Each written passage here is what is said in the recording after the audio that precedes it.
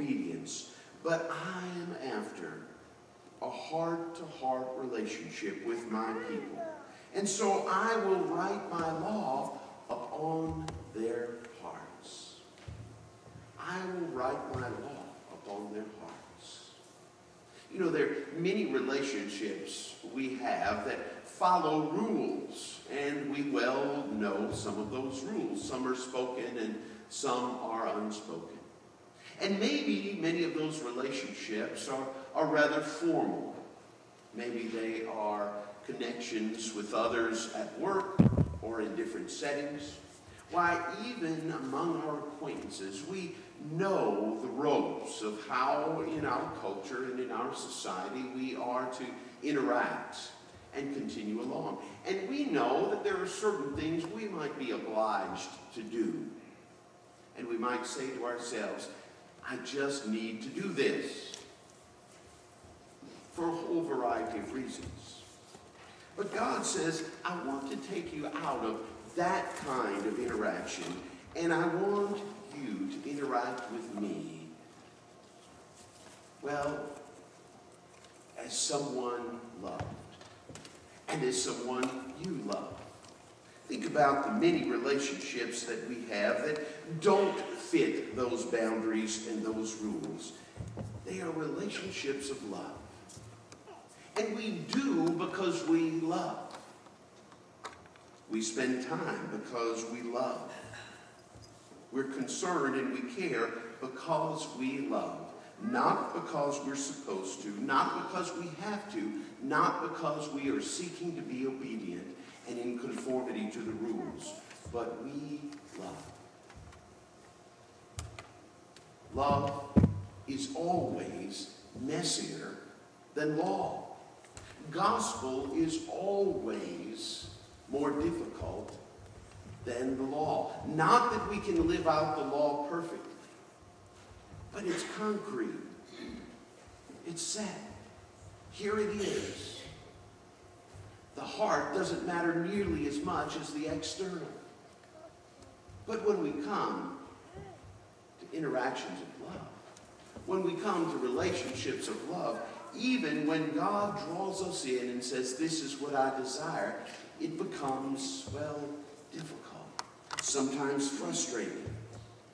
But nevertheless, this is what God desires.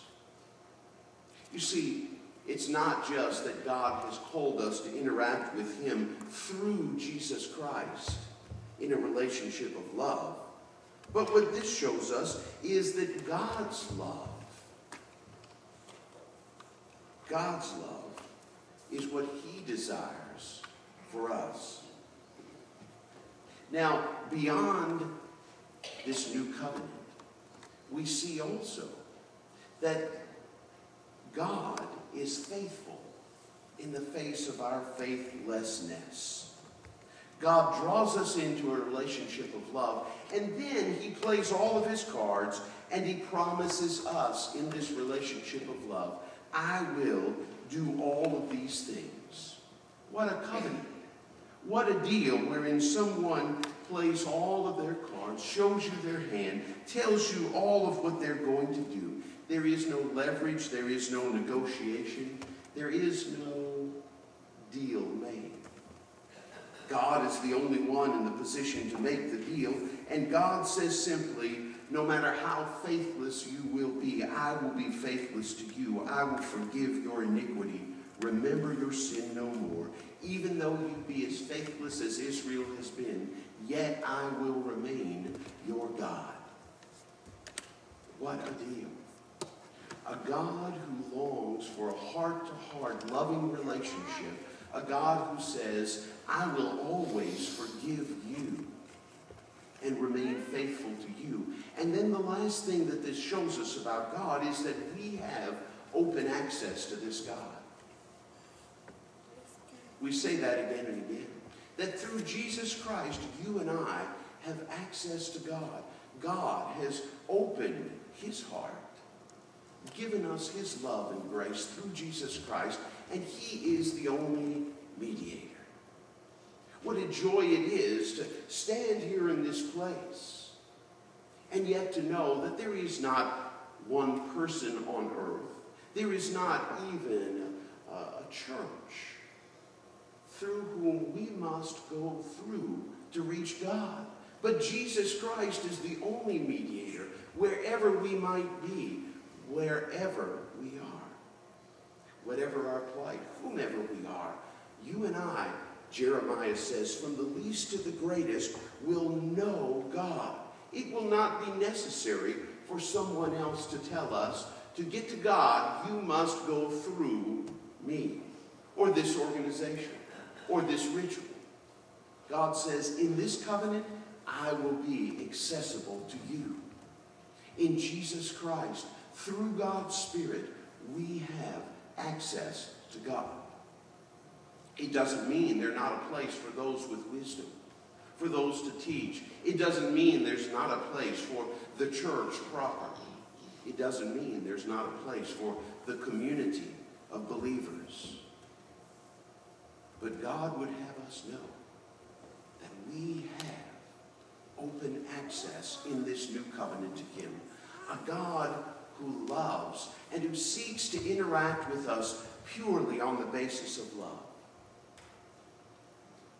A God who is accessible to us. A God who reveals Himself in Jesus Christ to us. And who says, I call you to live in my forgiveness forever.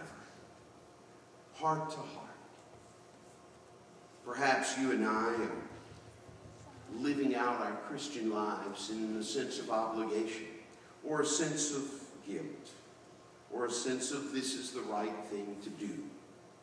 Here today, as we remember God's covenant, we remember not an old covenant of law, but a new covenant of love, in which God promises to write the law upon our hearts, that we might live in love for God. That is the heart of the covenant that God calls us to fall in love again with a God who loves, a God who always forgives, and a God who is always there for you and I. A relationship of heart to heart. Amen.